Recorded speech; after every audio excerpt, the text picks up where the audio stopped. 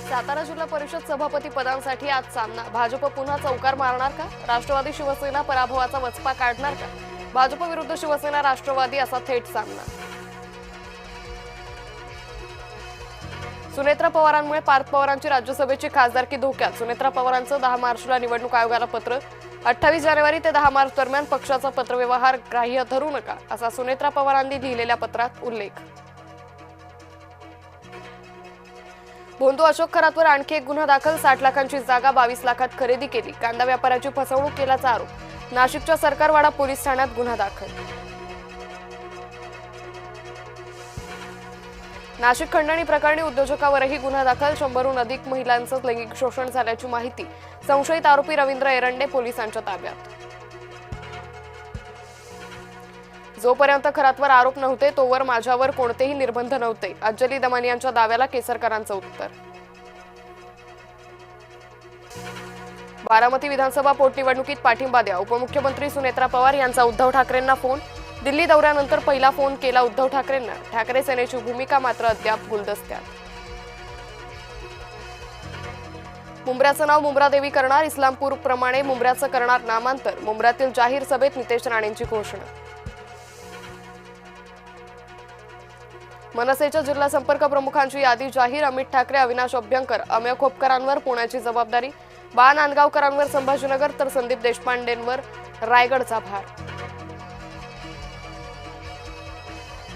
एका लग्न सोहळ्यात गुलाबराव पाटील राऊतांची भेट। पक्षाव्यतिरिक्तही काही संबंध असतात। संजय राऊतांच्या भेटीनंतर गुलाबराव पाटलांची प्रतिक्रिया।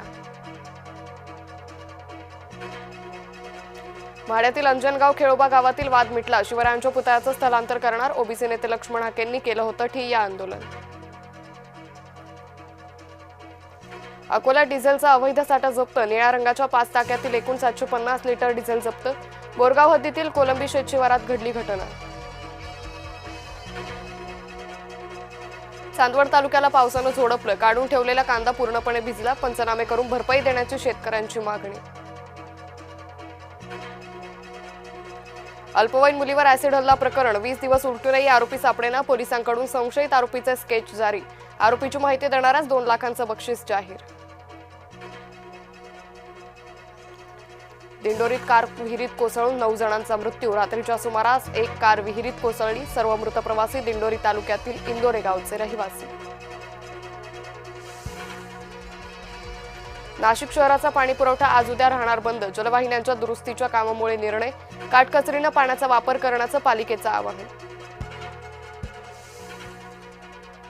चेन्नईच्या घरच्या मैदानावर सलग 6वा पराभव। पंजाबनं 210 धावांचं आव्हान केलं पार। 5 विकेट्सनं केला चेन्नईचा पराभव। आयपीएल मध्ये आज डबल हेडर। पहिल्या सामन्यात मुंबई दिल्ली तर दुसऱ्या सामन्यात गुजरात विरुद्ध राजस्थान भिडणार।